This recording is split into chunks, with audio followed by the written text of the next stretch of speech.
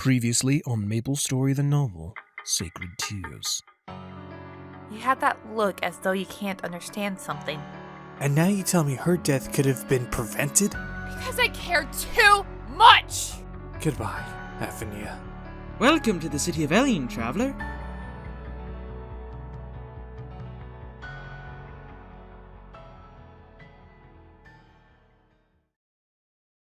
And now the continuation of Chapter 7, Part 2.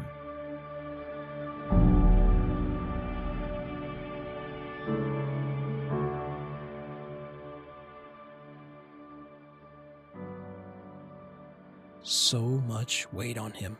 It felt as if he had been carrying a mountain.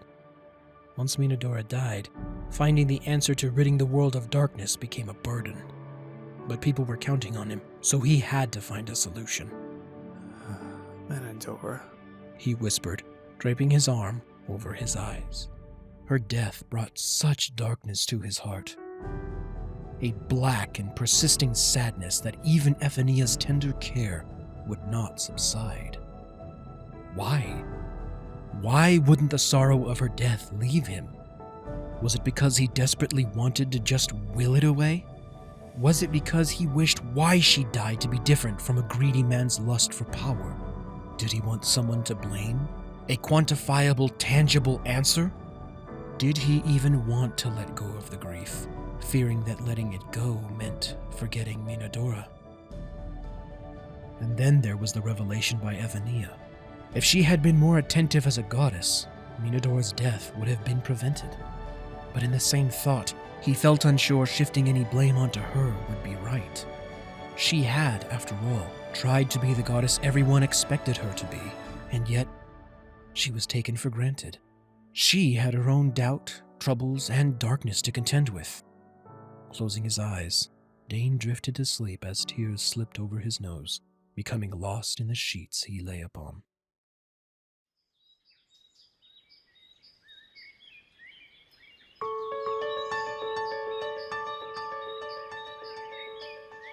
When morning broke, it was an unwelcome sting to his eyes, breaking his dreams of Minadora. Dragging his heavy body from the bed, he put the hardened bread from the night before in his knapsack, returned the key to his room, and set out for the base of the tree. At the bottom of the stairs was a small goods shop selling water, food, and some simple tonics. Dane used his remaining coin to buy food and water for the journey ahead. If the walk to this town was any indication, there was no doubt a few days of climbing at least lay before him. As he stood before the first step, the shopkeeper wished him good luck, giving him the momentum he needed to take the first heavy step. He climbed nearly a full day, reaching a cove carved into the trunk. At the edge of the stairs, he could see the town's lights so very far down. Looking up, he was a quarter of the way to the clouds surrounding the trunk just above the lowest of the branches. 4 days passed him by as he continued his trek upwards, passing by some who had given up, some who were tired from their long journey to the tree and from their climb up. Dane offered relief from their exhaustion, exchanging healing for a small bit of food to continue his journey. Every night he found a cove hollowed out by others on the path to sleep so as not to fall off the stairs and plummet to their deaths. 2 weeks passed before Dane finally reached the top of the stairs. His chin sported a rough beard, and his hair had become tangled and matted. Despite being so high up, the air was still quite breathable, a puzzling phenomenon given Dane's scientific background. Perhaps it had something to do with being Haim's tree that gave it such a property. Looking around, the light of the world seemed dimmer here, but still enough to shine through the leaves. Near the branch's center stood a small shrine with 5 small candles burning. This is not what Dane had come for. He had come to speak with Haim directly, and he would not settle for a shrine. Looking around, he decided to climb higher where Haim was sure to be. No pathways were leading up, but he needed to try. As he was about to climb a branch, someone's voice from behind him caught his attention. I wouldn't do that if I were you. It's a dangerous climb, and I doubt you'd survive the fall. Whatever it is you're seeking, it must be quite urgent if you're willing to go that far to talk to me. Dane turned around, revealing the young man he had spoken to at the town's entrance standing behind him. You are Haim? Dane asked with irritated skepticism. That I am. he answered proudly, taking a bow before sitting down on a branch that crackled and weaved over to him. Then why make me go through this entire journey? Why would you make so many people climb this monument of a tree just for a prayer to you? Dane snapped as Haim chuckled, putting his hands to his chest and shaking his head. I don't, and I never have.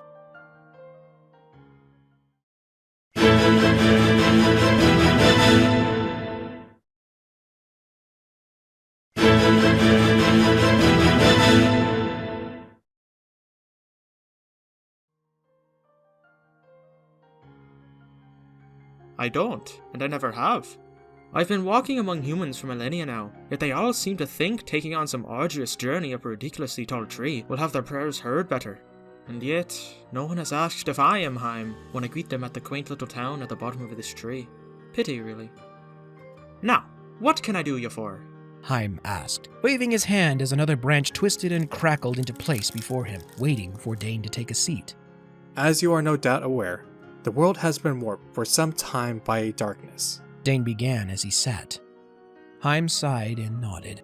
That I am. The deity of life confirmed, crossing his legs and reclining against the branch chair. Then you are also aware of how it is affecting the world, and the famine that has fallen upon it. I am aware of this famine as well. Haim sighed. Dane breathed a long breath, trying to resist his urge to lash out.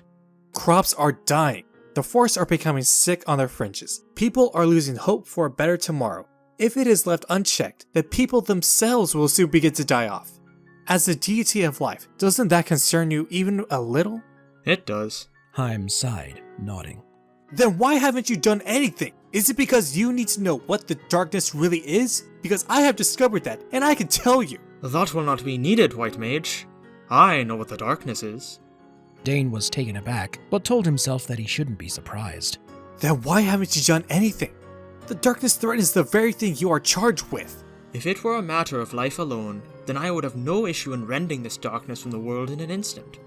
The darkness itself is the eventual result of wounds in people's souls that have not been cared for or cared for correctly, am I right?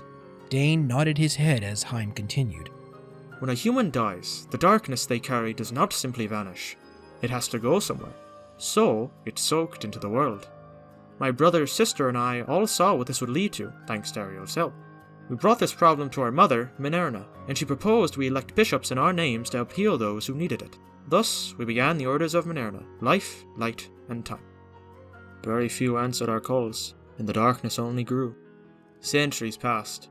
The darkness continued to soak into the world, becoming so concentrated that it has begun to compound the darkness within the people living. My sister Ariel tried to help by steering some away from paths that would lead to more darkness, but it was in vain. My brother and I sent out a more desperate call. Still, only few answered. Dane rested his nose on his laced fingers before answering. You haven't told me why the darkness isn't as easy as simply getting rid of it. All you've told me is how you yearn for the fact that you couldn't prevent what is happening in the world. Dane growled, the air darkening around him. Darkness cannot simply be vanquished, White Mage. It needs to either be cared for like a wound or extracted and put somewhere like a poison. If you were to treat it like a wound, it would drive you mad, as there are so many different people's pain making up the darkness as a whole. You will need to care for each one individually, and that would take far more time than even a deity such as myself has. What if I were to extract it? Where could it be put? Dane asked, keen on finally getting rid of the darkness that he carried most of all. Haim became serious, his brow falling and his eyes darkening. That is dangerous, White Mage. Even if you found a way to muster the power needed, the darkness has become so concentrated it could easily overpower someone if not properly contained. I fear it has also begun to spawn creatures of its own. Remember, darkness was once a part of someone. It is the compiled, raw, unresolved negative emotions and wounds a person carried. As such, there is a speck of sentience to the darkness itself. Dane pulled the journal out and turned pages until he came to the passage he had been seeking. It has no form, yet it fills the world. It has no substance, yet it taints even the purest of hearts. It has no will, yet all who see it succumb to it. Dane whispered, slumping his shoulders in defeat. As you have said, I am the deity of life. I will do what I can to protect and ensure that life endures, But against the darkness, even I have my limits. Is there nothing that can be done? Dane asked heavily. Haim could only shrug, the branch he was using as a seat creaking and crackling back to its original position, helping the deity stand once again. If there is, I'm sure you will find it, White Mage. I'm sorry that I couldn't be of more help to you. Dane began his long trek down the stairs with a nod, until Haim put a hand on his shoulder, snapping his fingers, and bringing them both to the outer edge of the town. Tell me something, Haim. You said that you have been walking amongst us humans for millennia. Why hasn't Ariel or Nanahuatsin done the same? Haim smirked, looking in their respective directions. Ariel can't walk here because her power would warp time everywhere she stepped, mostly for the worse. Nanahuatsin is the deity of light, and as such, he can never be seen directly. His power would blind or obliterate anything near to him. Dane nodded his understanding and walked away sadly, without hearing the traveling blessing of Haim.